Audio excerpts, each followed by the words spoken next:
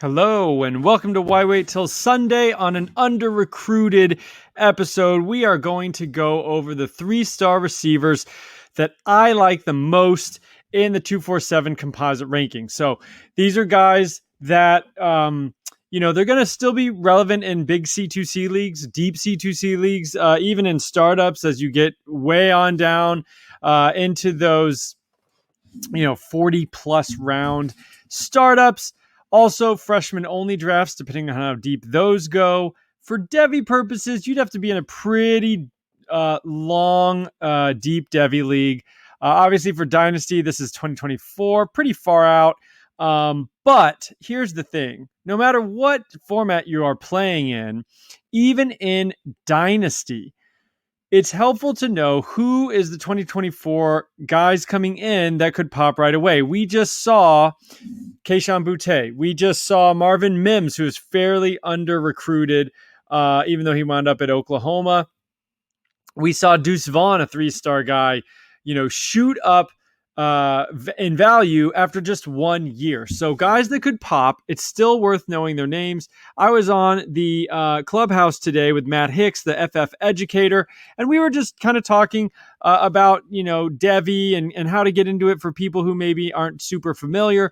But one thing he said that I have been trying to basically say for a while now that, he articulated really well was you kind of want to know these names. You want to be comfortable with these names so that when they pop, you can act on it very quickly.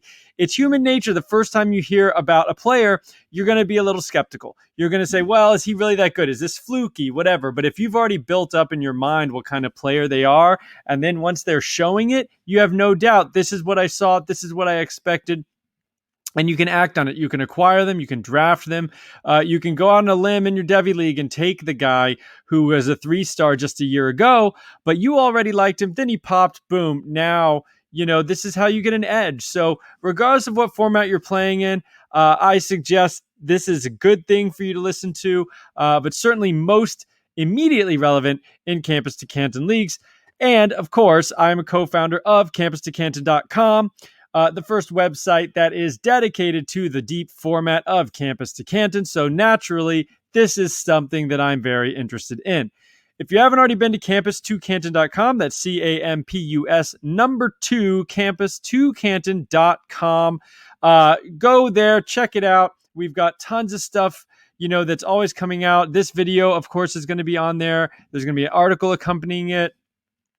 We've got a league finder. So these are hard to find leagues because it still is kind of niche. But if you're interested, a guy on the Clubhouse today was just saying, how do I get in a C2C league?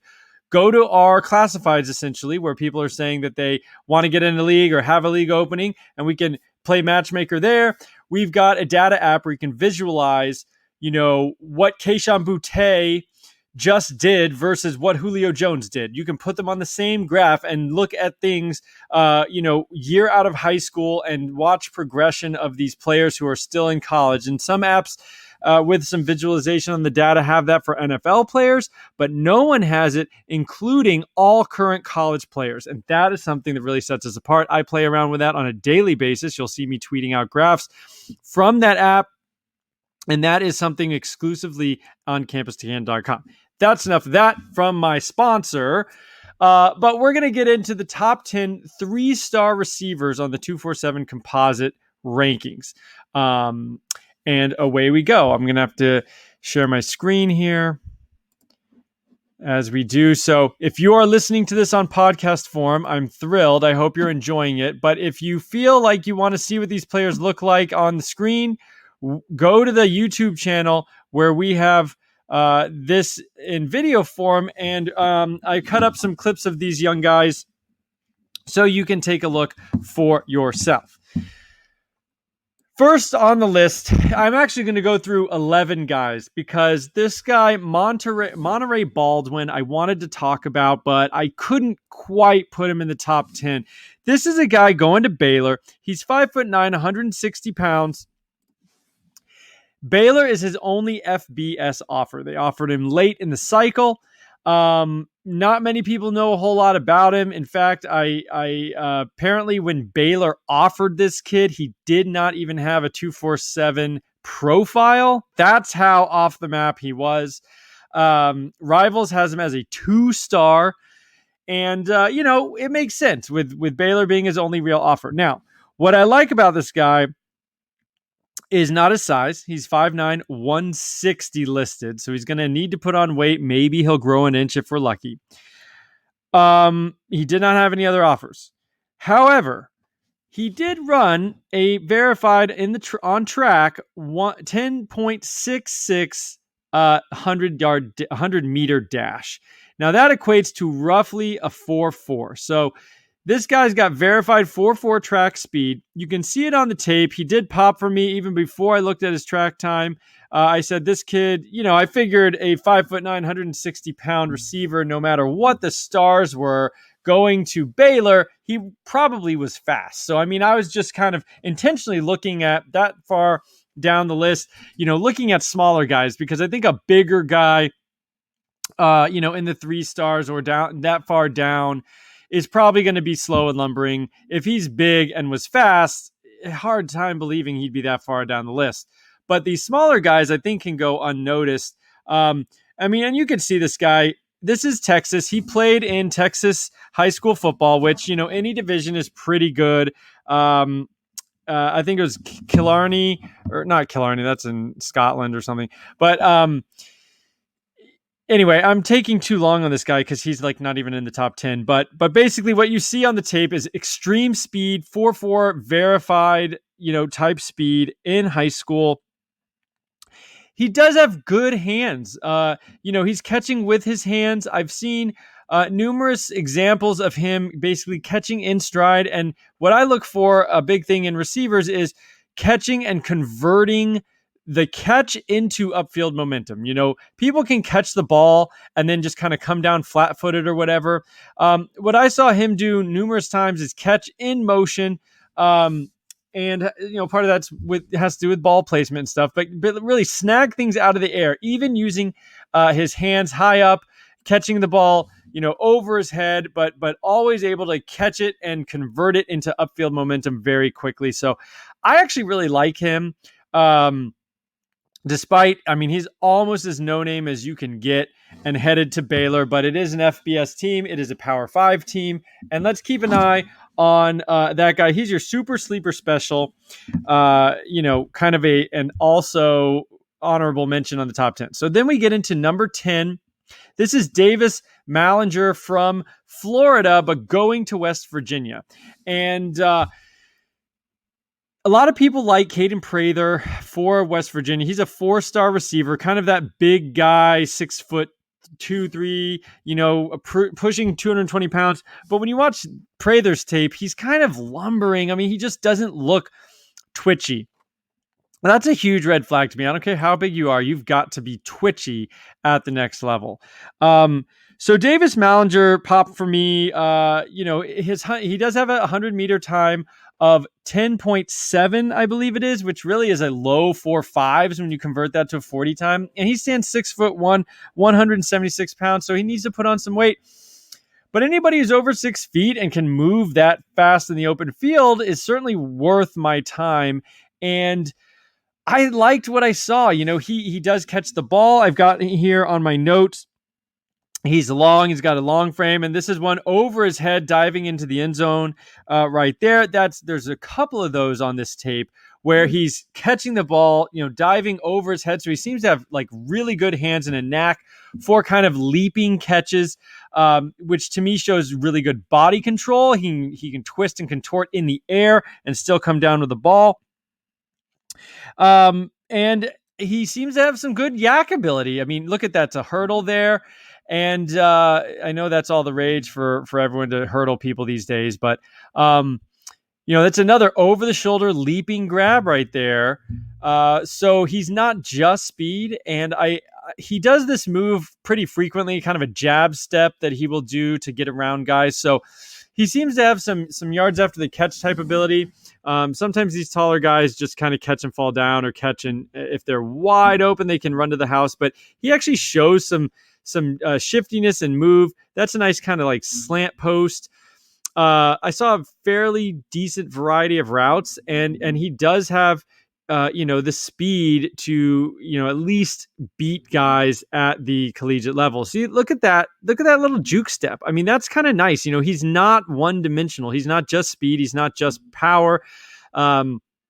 He's not even just route running. He kind of does a little of everything. And I was pretty impressed. I mean, for a 3-star guy, again, going to a Power 5 team. Did you see that right there? I mean, he just made another juke on the far sideline. The video is not that great, but you can see that he's making some moves. I mean, he seemed to be kind of like a complete receiver. And yeah, I mean, it's kind of weird. A 3-star guy looks this good, but that's kind of the case with all these guys. These are gems. These are 10 gems that I found, combing through all the 3-stars. I mean, really, I went all the way down until you start getting into guys going to Chattanooga and things like that. So I really liked him. Showed a lot of different stuff. So that's Davis Mallinger, my wide receiver 10. Then we have Keon Coleman. He's going to Michigan State, and he is a physical specimen. He's a basketball player in addition to playing wide receiver. He's 6'4", 200 pounds. Don't really have a track speed on him, but he had some decent offers. 49 offers to be exact, including Auburn, UGA, Ole Miss, among others. So some big time programs. I don't think he's going to play basketball at Michigan State. I could be wrong, but he's certainly going to play football. And he's a long, leaping type wide receiver. Obviously, he plays basketball. He's 6'4". You can see the length on the tape. Pretty smooth route runner. One thing I would say, I didn't see a lot of suddenness in terms of, route running or kind of that quick twitch that you would want to see for creating separation, especially, separation in short area where you don't, you can't get fully up to speed and start using that long stride. I mean, obviously, once he gets way out into the open field, he's a smooth mover and he's got these big long strides at 6'4". So he can certainly get that body moving upfield. And, but the 49 offers, I think they were all for football. I'm not sure if they combined, football and basketball offers, but that's really impressive. I mean, by at least 10 offers or maybe 15 offers, the most of any of these guys. I just have him a little down my list because I didn't see any one thing that really popped for me in terms of, blistering speed or really incredible shiftiness or tools that made me believe he'd be an excellent route runner at the next level. I just didn't see any one thing other than his height, and he is a smooth athlete.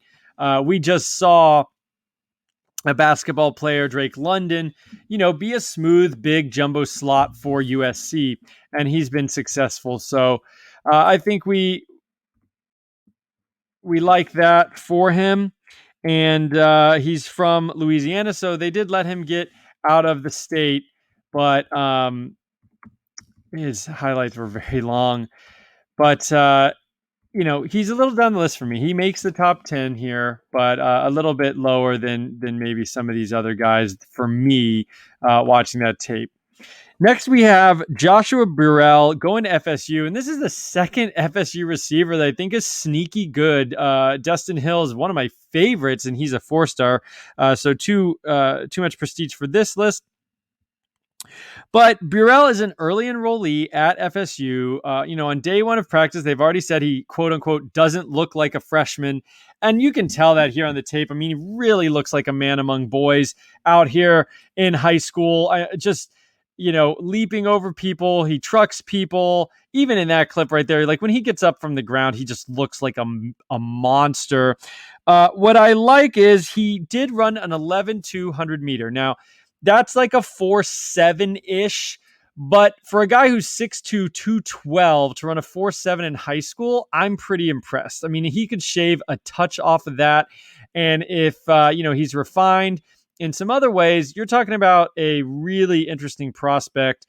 Should he turn out to be a polished wide receiver in addition to just being big and fairly fast. What I saw on this tape, though, he seems to have some tools that could lend itself to the next level. He's tough. He's very physical, so he has the frame, but he definitely uses it to his advantage. We've got a little slant here, and it's not all posting people up. He does create some separation on this tape, and fairly frequently with some route running. Sometimes you see these guys and they really truly are just running downfield and posting people up 40 yards downfield. But, excuse me, he doesn't do that. That's a little toe touch on the sideline there. And he's got really good hands. Here's a nice one on the sideline where he's up high and grabbing the ball with two hands. It looks like he's got really big hands. So, I think in a perfect world, you might be talking about like an Anquan Boldin type, this really big physical receiver who can, throw DBs around and really muscle his way to being like a possession type receiver. Here you can see him, pancake blocking a guy.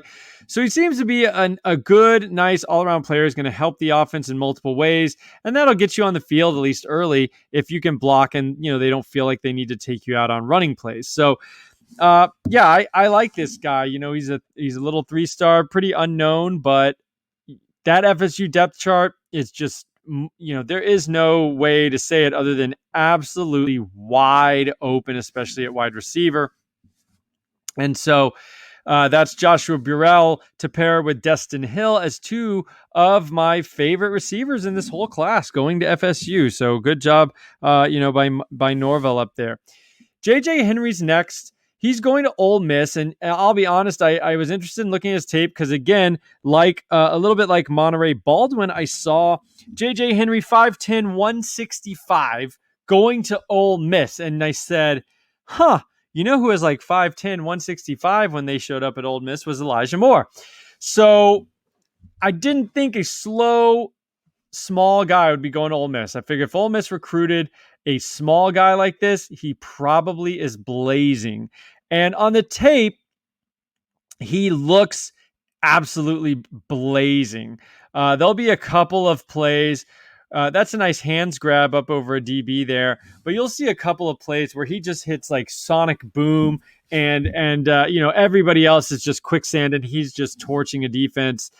And I did try to find his 100-meter. Excuse me, I've got to stop taping these things so late. But he had, I think it was like over 11 seconds in 100-meter, which, really just does not look like what I'm seeing here. I mean, look at this 90-yard catch and run, pulling away from the DB as he, even gets to the red zone on the other side of the field. I just saw legit track speed out here, and it seems like he, really doesn't have it, at least according to his track records. So that's a little bit strange for me. Because I'm going to trust my eyes here. It's Texas high school football. I mean, even if it's not the absolute best in the country, it's pretty good. And it's better than the worst Texas high school football is better than a lot of high school football in the country. So, this was at least medium competition, and he just smokes, defenses. Granted, that's a kicker trying to catch him there, but he pulls away. And what I want to see is when guys, especially when they get downfield and they get ahead of someone, do they even do more than maintain that advantage? Do they actually pull away? Because to me, that is going to be a nice positive indicator for the next level to actually be able to just increase that gap as you're going downfield. I also saw some pretty good hands, and they use him kind of running into rounds and things like that, jet sweeps and whatnot. So he was a dynamic weapon in high school, and he looked like he had something to me, and he's going to go to Ole Miss, so you gotta like that. So I'm willing to definitely take a chance on this guy. Headed to Ole Miss with what looks to be legitimate speed in his back pocket. This was a nice one too, kind of a shorter route where he catches the ball up high with his hands. I saw that multiple times, being able to catch, not just into, his forearms or whatever, but really catching with his hands. And look at this. I mean, I don't know who he's playing, but he's just ripping off these really big, long runs. And yeah, I like him. I really like him in that slot role for Ole Miss. All right, next on the list is Julian Gray heading to North Carolina State. And he was a guy I circled simply because I did go, down some 100-meter times just to kind of see who had some just requisite speed and athleticism to try to translate to the next level.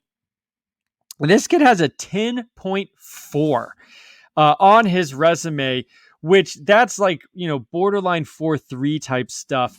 And it didn't show up quite in his tape. I mean, it's certainly there. He has some long passes that he catches, these long touchdowns.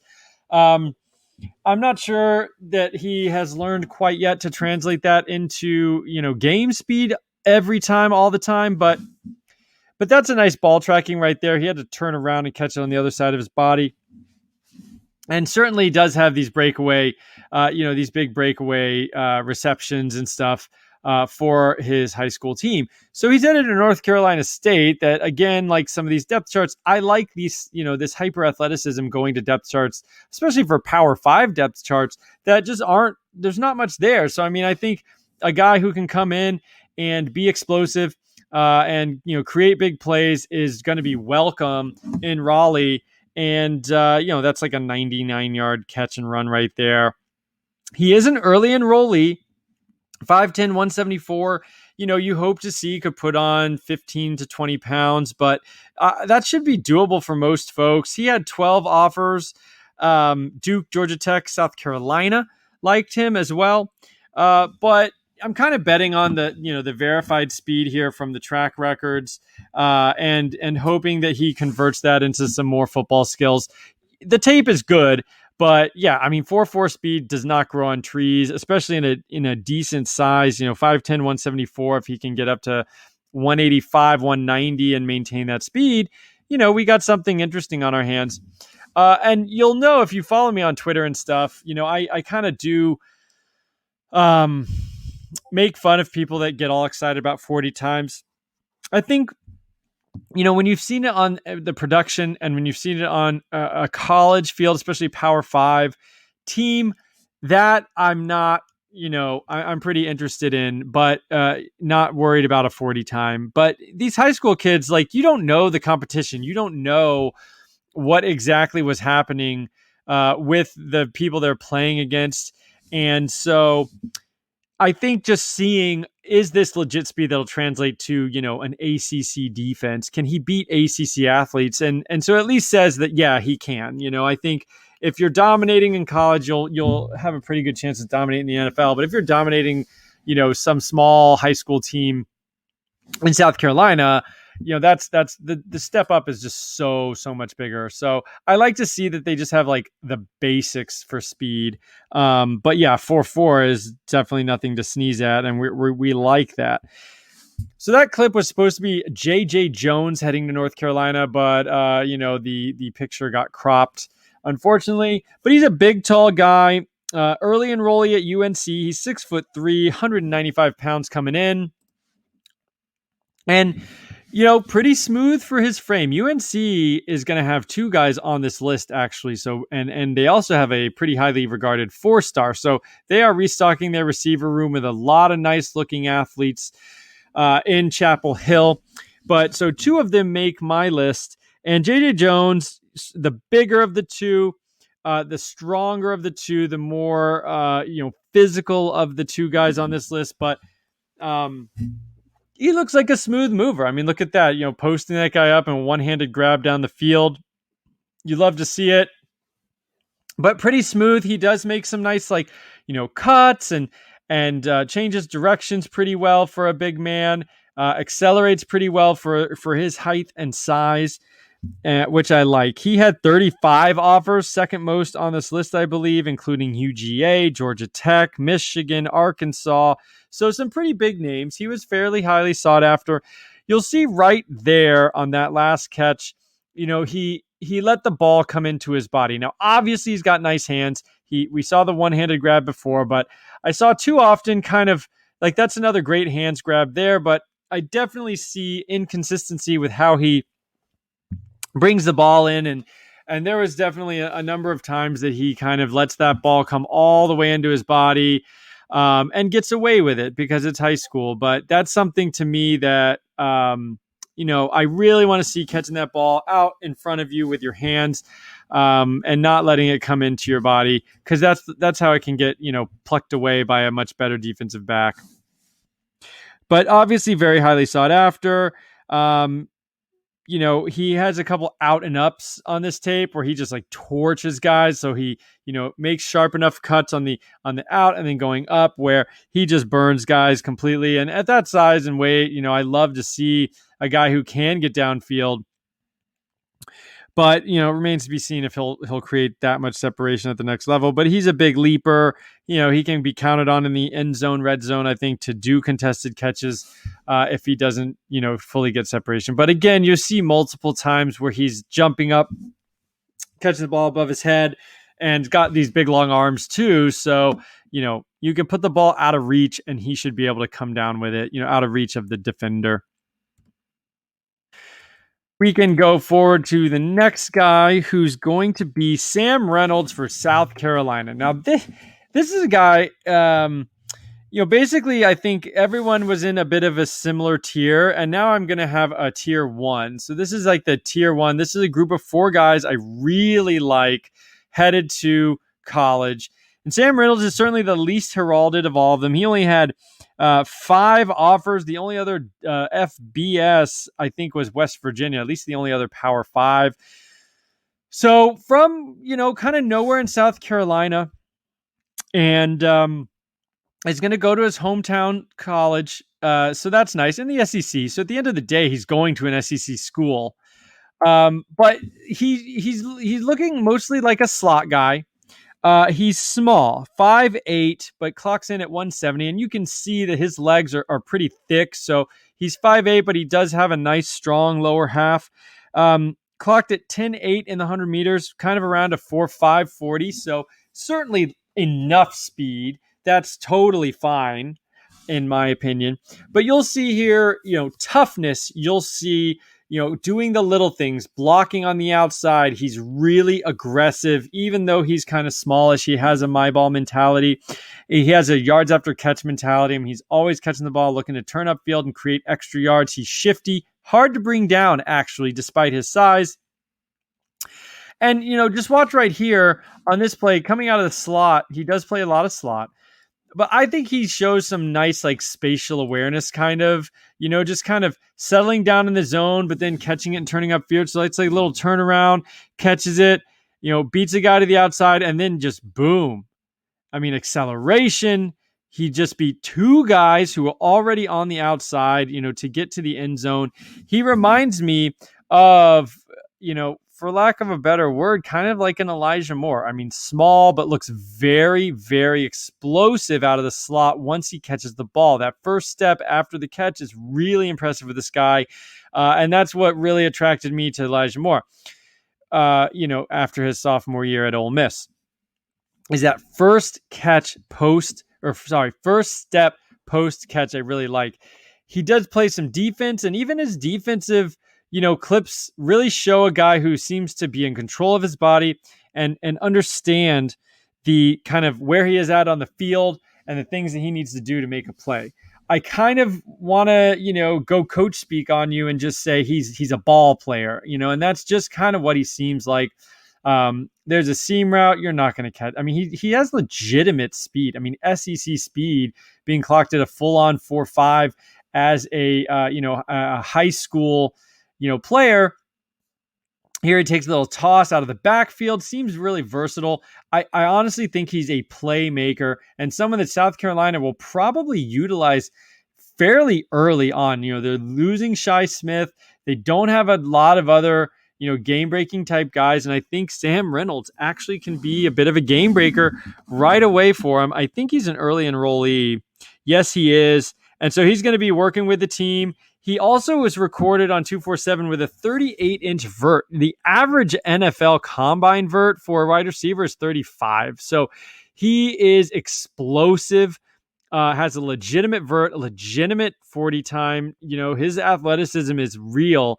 This is a little short, kind of out route, catching a touchdown. He just seems kind of like, one of the more versatile guys I saw.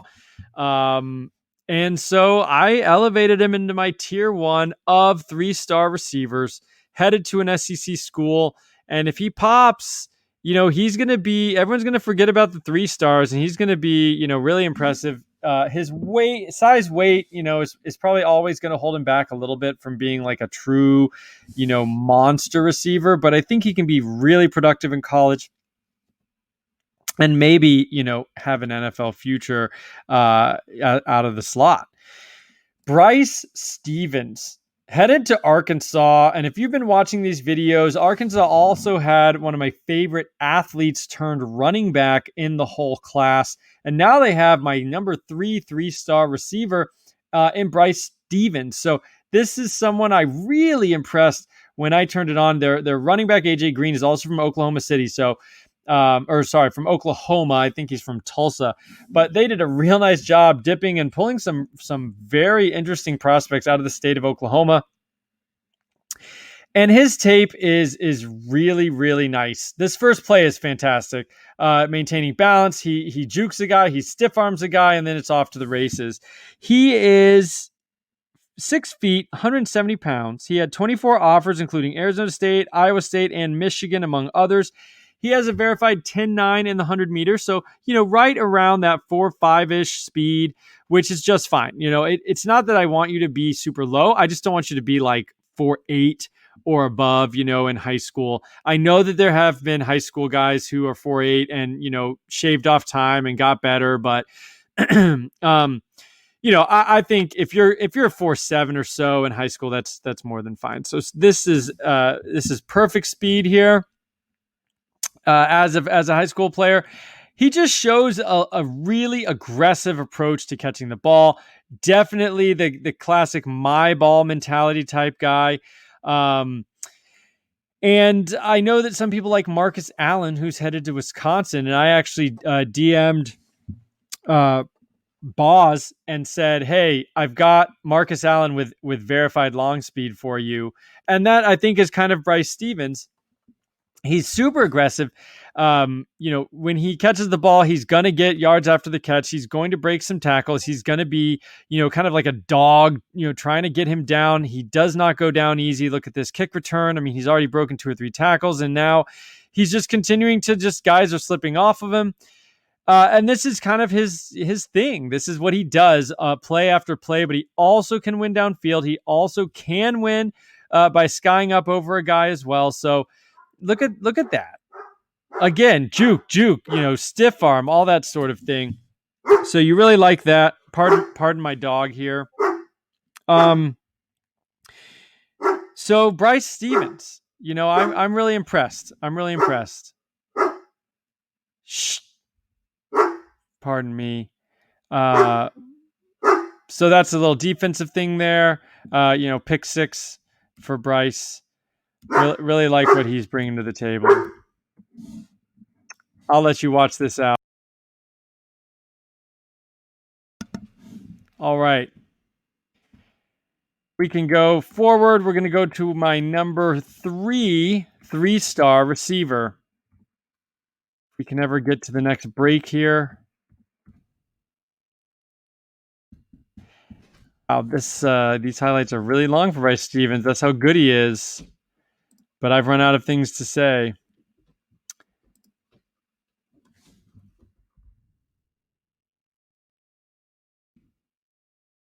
This has got to be a lot of fun for all you folks. Oh, yeah. This is Kobe Pacehour, headed to UNC. So this is the other UNC player I really like. And yeah, this is where he is. So he's actually the number 2 3-star receiver for me. Headed to UNC, and he ranked lower than J.J. Jones, who we looked at before, but he looks a little more technically refined than J.J. Jones. He's got some punt returns on here, really showing some agility and short area quickness to get out of the tackles and things like that. And he's still a pretty big guy, 6'1", 175 pounds, I think. And that's just fine as a freshman. These guys are going to put on 10, 15 pounds and get up to the 190, 195 range. And 18 offers, including UGA, Kentucky and Missouri. So a bunch of SEC teams wanted him. I think he's got long speed. He's a hands catcher. His 100-meter time wasn't super impressive with 12 seconds, but it's not a total rule out for me if the tape looks pretty good. Because you never know, if these guys took track very seriously or not. But he looks like he's got enough speed for me. And what I really like is just seems to be, kind of a really technical route runner, and looks like pretty good off that first step off the line.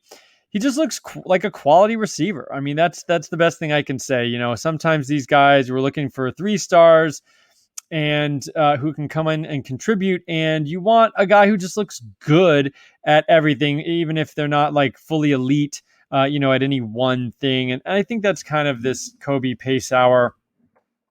That's what we're looking at with him.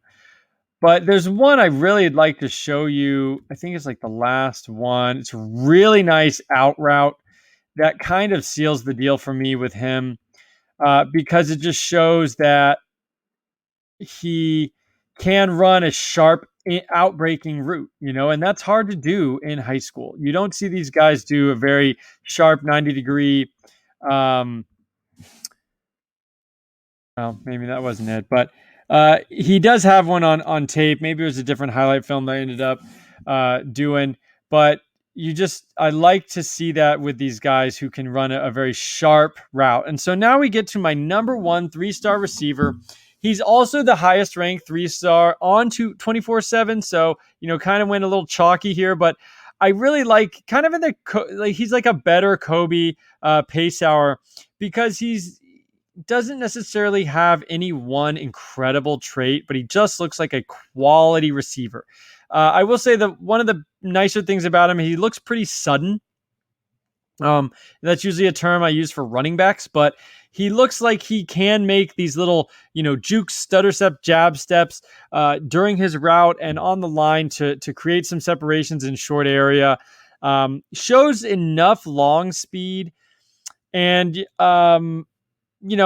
name is Michael Jackson, which is pretty awesome. I think he technically goes by Michael Jackson the third, to it not be confused. He's got nice size, 6 feet, 198 pounds. So, already tall enough for anything you'd want, and pushing 200 pounds as a freshman coming in. He's an early enrollee to Southern Cal, who did just lose 2 big-time receivers in ARSB and not Brew McCoy, Tyler Vaughns.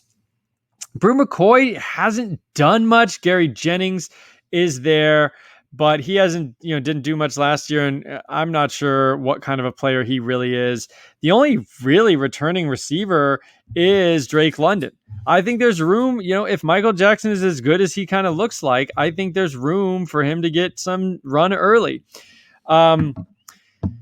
He's a tough guy. He definitely does, block on the outside. But look here, like little 10-yard corner to the corner pylon back there. He does a lot of different routes. He'll do this little like sit in the zone and then make people miss after the catch, which I really like. He just shows a lot of knack, honestly, for the position. He's not just either blazing people or he's not just posting people up, but he's actually, winning with savvy, winning with enough speed and enough quickness. Twitchiness is what I see, and I really like that for him. So here we go on a punt return. Some editing mistakes here, but that's okay. The show must go on. But yeah, so Michael Jackson, good size, good speed, twitchiness, and I think there was some other things over here that I definitely wanted to get here. In the zone here, and then guy coming in to take his head off, and he makes him miss, and he gets some extra yards there. A long run here, just consistently making guys miss, getting extra yards. Really like to see that. This is a little like drag slant on the goal line. There's a pick play, but he did, catch it and convert it to a touchdown. This is a seam route here and just, totally gone. Never really got checked, though, at the line or anything like that. This is out of the slot and, got some separation there, but the coverage there was pretty ugly. I don't think that corner really attempted to guard him very much. This is a good block. Looks like a pancake block. That's going to win your hearts of your teammates. This is a little sit in the zone. And he does this a lot where he does these little like comeback curls. And then that's our mock draft update. This was recorded on my phone. I guess I didn't get rid of some of these pop-ups. A little sloppy tonight for Why Wait Till Sunday, but hopefully you're still enjoying seeing these players. And if you're listening, then, you don't have to see all this mess here.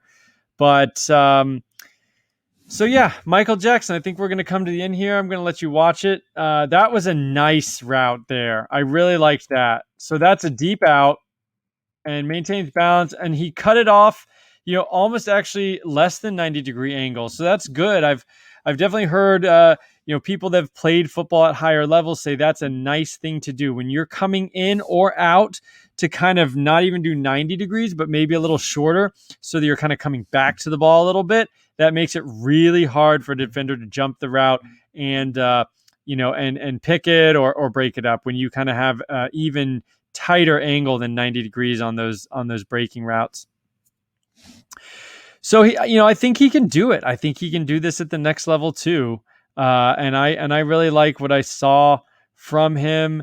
This is, again, he goes in the zone. Well, someone totally fell down. Look at that. Punt return, getting to the end here. And nothing too impressive there. Let's see. What's the last play? Okay.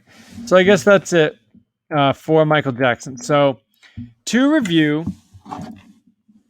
we're going to get out of the screen sharing. To review, we've got Michael Jackson headed to Southern Cal as my number 1. Kobe Pacehour headed to UNC as my number 2. Bryce Stevens headed to Arkansas as my number 3. Sam Reynolds headed to South Carolina as my number 4. 3-star receiver. And I think that's the tier that I think has the most potential. Then you've got J.J. Jones at UNC, Julian Gray going to NC State, J.J. Henry going to Ole Miss, Joshua Burrell going to FSU, Keon Coleman going to Michigan State. And that's kind of a big chunk of guys I think are, nice and just maybe a drop below what I see in the top tier. And then we've got Davis Mallinger as, kind of his own guy at the end here, headed to West Virginia. He was way down the list, but, kind of wanted to take a closer look when I saw his size and his 100-meter time, and then was actually, fairly impressed with the tape, and he seemed more than just a straight line runner. He showed some shiftiness and some ability to create after the catch, in addition to some acrobatic catches. And then we have the bonus 11th guy, Monterey Baldwin. He's a watch list guy, even in a deep C2C. I think we're talking about a guy that, just wait till week 1, week 2, see if he's getting on the field. This isn't a guy you have to draft. I mean, you certainly can in like the last round, but no one, I'm the only guy talking about him. I can guarantee you that. But you saw the tape. He looked really good to me. So, judge for yourself. That's why I like to do this with the tape, in addition to what I saw. And leave a comment, tweet at me, visit campus2canton.com. I'm going to put this in article form in the next week or so. So, you'll have that for quick reference. If you don't want to watch the video or listen to the podcast again, you can just go hit up that article and comment there too. Tell me what you think. I want to know, are you seeing what I'm seeing with these guys? Digging real deep here. But that's what we need to do in Campus to Canton leagues on that campus side.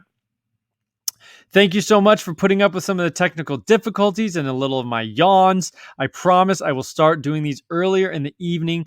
But for now, that is the latest Why Wait Till Sunday. Now I'm a member of campus2canton.com, so go check that out too. And we will see you guys next time.